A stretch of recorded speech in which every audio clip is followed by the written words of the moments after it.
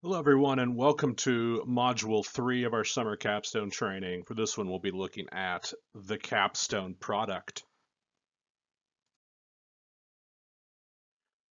So our first step, we're going to take a quick dive into here and sort of what's required, what is the product, how is it graded.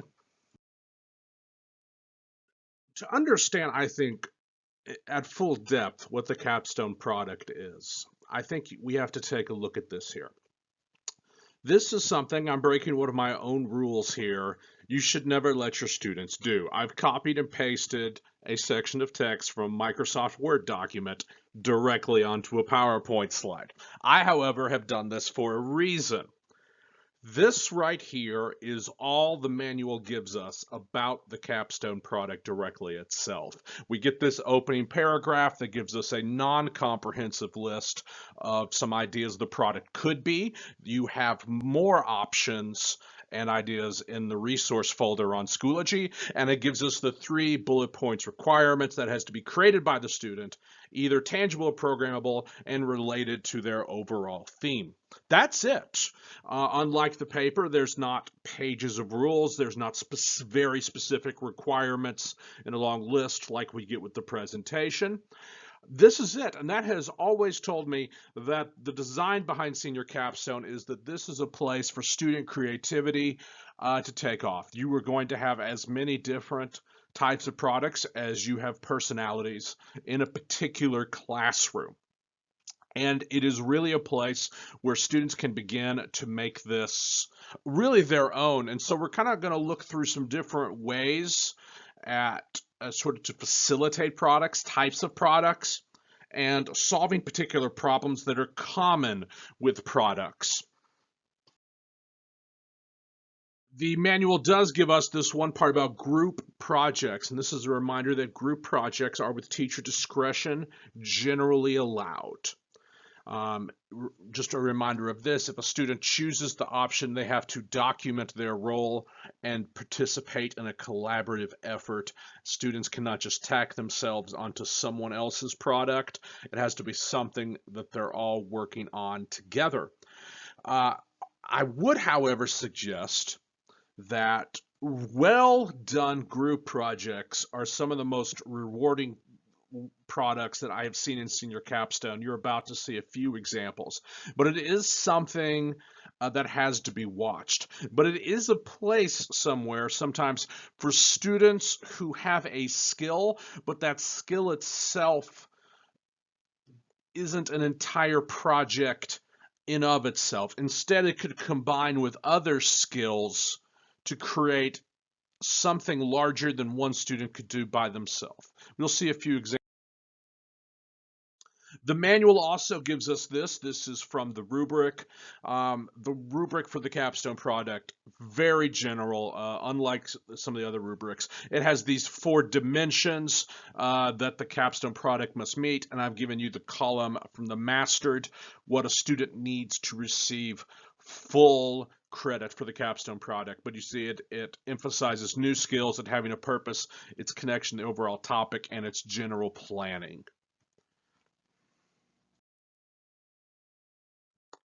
So the next part of this module, we want to talk here about how students approach the product. And for me, it's often, there is a very clear delineation in how I see the product as being treated. Our first group are the groups or individual students who start their capstone project saying, I want to make this.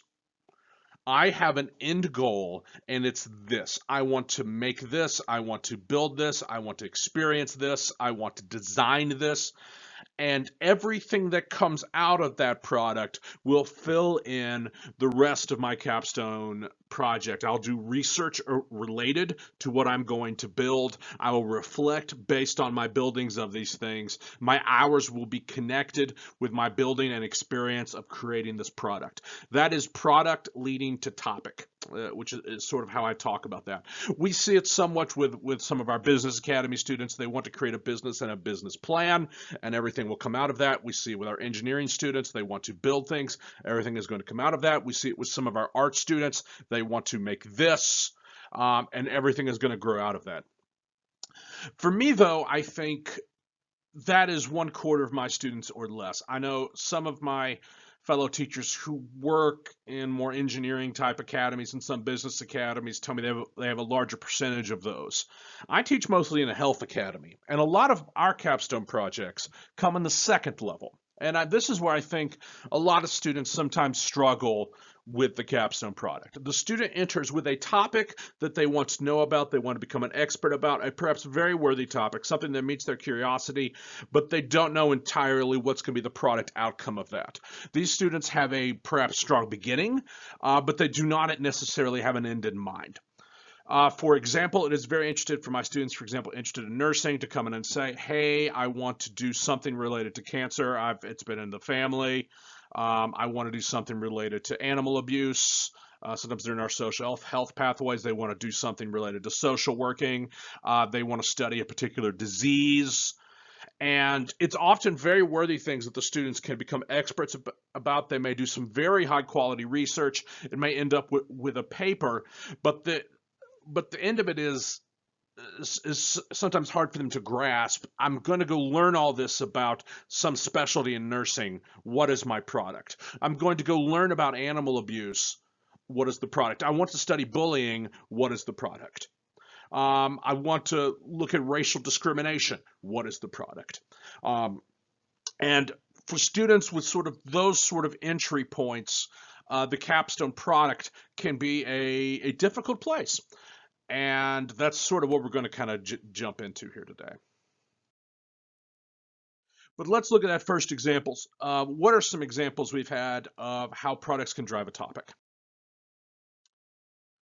For example, now I think this project fits well with talking about you have a lot of students, they each have some particular skills, but they're going to turn into something larger than themselves. So I had a group of students in 2019. Hunters Lane had not had a school newspaper in some time. They took their different skills in. One of them was interested in journalism, studying editing. One of them wanted to do photography. One of them was interested in graphic design. And they put their head together and decided that the school needed a newspaper. And so they made it, spread over 3 different capstone blocks. They weren't all even in the same room. None of them had had a dedicated journalism class. Most of them weren't even honor students. And they created 4 issues. Of what they called the Warrior Den, and they did a great job. And it was something they could each contribute to, and each of them had a quality way to contribute, and none of them could probably have made it by themselves. They needed some people who could write, they needed some people who could edit and organize, they needed people who could design pictures and place them, they needed people uh, to shoot photos, and they did a really good job. And I kind of pushed this out, just this idea sometimes of finding things that sometimes need to be done, and seeing if you have students with passions who will meet them. This was a wonderful organizing experience for these kids. They had to plan most of it on Snapchat because they were spread over 2 different capstone teachers in 3 different sections. It wasn't even this large team down here, in case some people are going, well, I see 8 students down here. Doesn't that break your rule of 4? Somewhat, but some of those kids were just a couple writers. You end up even the major team just pulled in other kids to write an article here or there, submit a photo, and you sort of have a team putting this together. And it was something very, very validating for these students. Sometimes things can come in from business partners, and it's a great idea to use your community. For us, for 2 years with a business partner named Souls for Souls, we had students who were just sort of interested in helping in other privileged communities, and so they created shoe drives for Souls for Souls. Souls for Souls ended up sponsoring them on an internship, and in 2 years, we sent kids to Honduras to help distribute and deliver shoes that they'd collected. A good idea with this one, so you have the kids that want to make a product, they want to do a shoe drive, and it ends up becoming something sort of larger than themselves. And I think a great lesson on using the wider community, use your business partners, try to find capstone experiences, see if kids get involved with them, and it might sort of just take on from there. You can discover sometimes student passions by using your business partners that weren't evident. Now, sure, the majority of your kids are probably not going to Honduras. That's true. I mean, not all my students certainly are.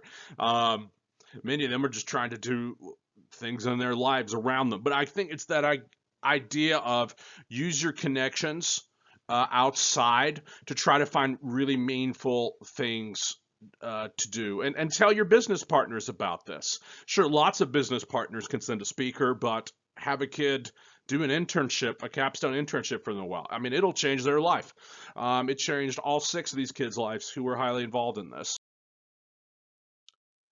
This one also came from outside. I think it's another great idea of that the product that drives the topic. The school was approached by the then principal of Goodlettsville Middle for us to do a documentary about the changing of the old Goodlettsville Middle to the new. The kids used a lot of different skills to try to put this movie together. It's sometimes this one is also an idea of sometimes I kind of need to say this documentary didn't actually get finished. It had a lot of technical problems. It was skills we didn't quite develop. None of us had ever tried to make something like that before. We had a lot of camera trouble. But you know what? Sometimes that's okay. These kids worked really hard. They did shoot some footage. Some of it was usable. Um, I think we all learned, none of us had tried how hard it was to make a movie, particularly when we didn't have a lot of equipment. But at the same time, that's one of the things I love about Capstone. You can encourage kids to try difficult things, to try very sort of real world experiential things. They learned a lot of history. I think the community was really happy to see these Hunters Lane students taking sort of broad interest in what this middle school had meant to their community.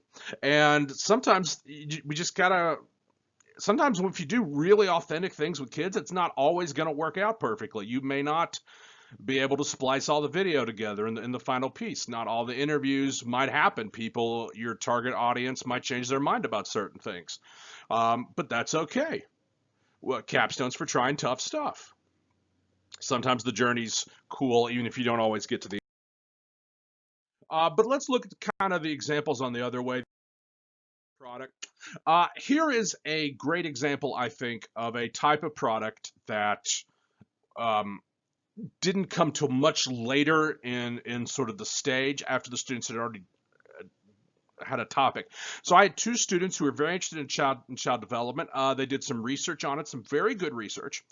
But they weren't really sure what to do, so you call around, you make some connections. We got them hooked up with the then counselor at Gateway Elementary School. The students were going to just go observe a few teachers. They get over there, they're actually helping, and before you know it, they were developing math lessons for the kids on how to carry. My phone was ringing off the hook for these 2 girls to come work with a bunch of their students, and each of them individually spent over 100 hours helping students at Gateway Elementary. So the product was the math lessons they developed and the events they helped plan, and it was a really cool thing. And that was the idea of the kids have a passion in something, so they go learn about it, but then they got to go to explore and find out what's out there, and the product comes along later. And that's sort of what we hope for a lot of these students who kind of enter with, I have a curiosity, but not. Same here. This is a very just sort of kind of average product. I see you have a student interested in something like bullying prevention. They do a lot of research. They do some high quality writing. No, this board was not their product. The product was an anti-bullying media campaign they create around the school. And so sometimes students need to be kind of pushed to see some of their various options to say, I have a passion for something. How can I spread that passion to other people? Same with this one. This was a student, I believe we have her paper as one of the samples in the Capstone paper folder. She did a wonderful, wonderful research paper on how yoga could be used to relieve anxiety, but she wasn't entirely sure how to take this knowledge until she ultimately, looking through demonstrations, decided she was going to teach a yoga demonstration lesson, which we filmed. Uh, and it was a really cool thing. It was a really cool day for the class. The student took that passion, their head knowledge, and they translated it. But again, the research and knowledge became the main goal, and the product was just sort of showing off a bit what had been learned.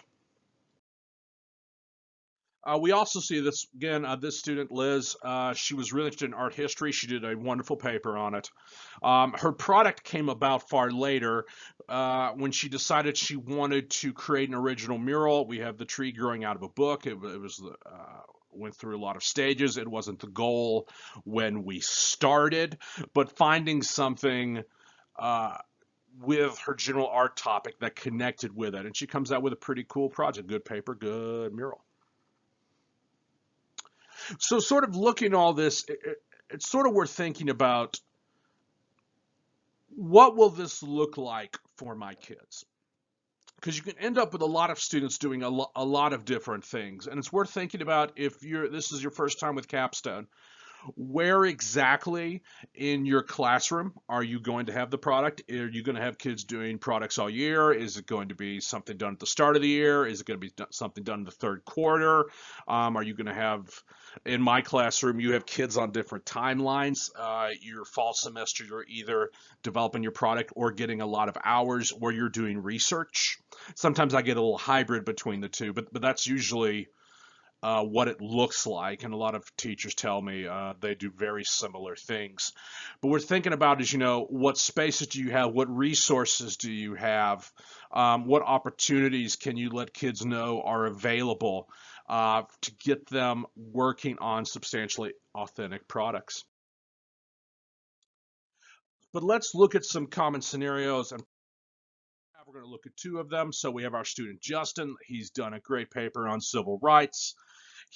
And this is a question I get from at least a dozen kids every year. He found a bunch of pictures during his research into his PowerPoint. Can he count that as his capstone product if he makes his PowerPoint really, really, really cool?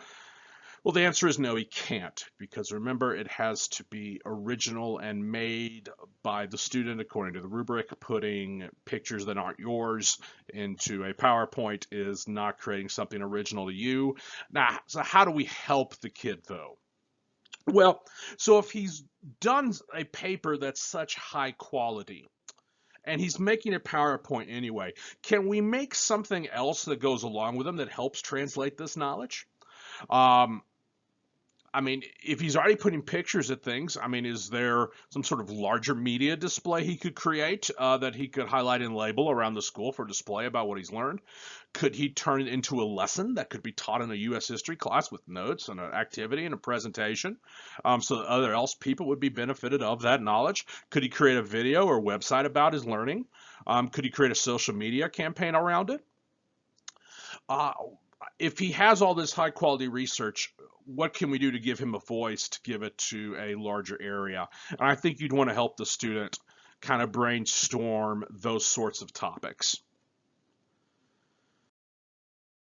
Our last scenario, so we have our student Brittany, um, and this is a very, very common problem. I would say half my health academy kids end up with a scenario similar to this. They've interviewed a nurse, they've done some good research, they've put together a good capstone product, but their papers on breast cancer, she doesn't really feel like making a model of a tumor, and I get that, Brittany, I get that.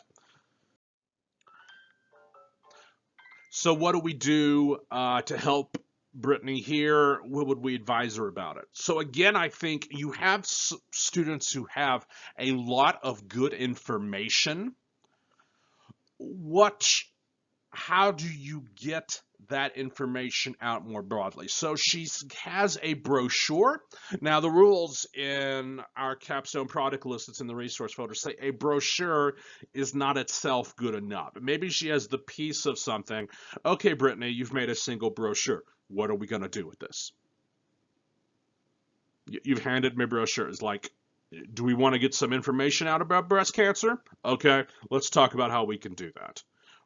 What's going with this brochure? How are we getting out? Let's turn it into something that actually gets information to people. Let's put a campaign together, not just say, hey, I made a pretty brochure. The brochure might be cool. It's probably a piece of something, but the student sometimes has to be touched with, hey, you've just learned something.